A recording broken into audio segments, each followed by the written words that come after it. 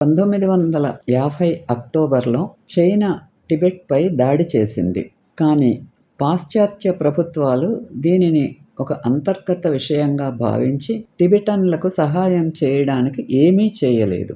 సంప్రదాయాలు పూర్తిగా నిర్మూలించబడతాయి.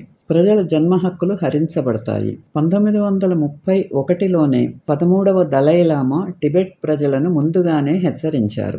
మనం మనల్ని రక్షించుకోవడానికి సిద్ధంగా ఉండాలి. లేకపోతే టిబెట్ ప్రాచీన రాజ్యం నుండి తనను తాను వేరు చేసుకునే ప్రయత్నాలను కొనసాగిస్తే ఒక స్వతంత్ర రాజ్యంగా మనం మనుగడ సాగించలేము. మనం మన విజేతలకు బానిసలమవుతాము అని ఆయన చెప్పారు.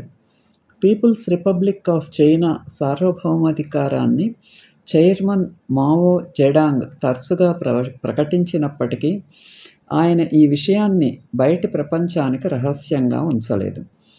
అక్టోబర్ 1, 1949న టిబెట్ను చైనాలో ఒక భాగంగా పరిగణిస్తున్నట్లు ప్రకటించే చట్టం కూడా ఆ ప్రకటనలలో ఒకటి.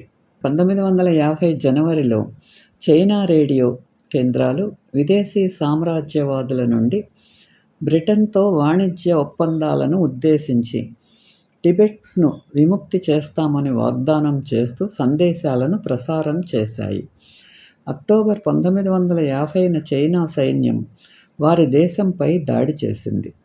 1950 కంటే తక్కువ వయస్సు ఉన్న టిబెటన్ సైన్యంతో టిబెటన్ల తీవ్ర భయాలు నిజమయ్యాయి.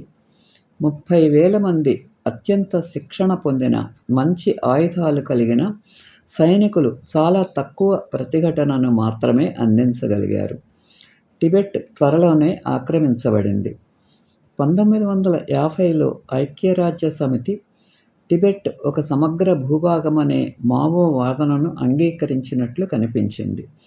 15 ఏళ్ల 14వ దలైలామా చైనా సార్వభౌమాధికారాన్ని అంగీకరించవలసి వచ్చింది మరియు అది ఒక అంతర్గత విషయం అనే ప్రాతిపదికన ఎటువంటి చర్య తీసుకోలేదు.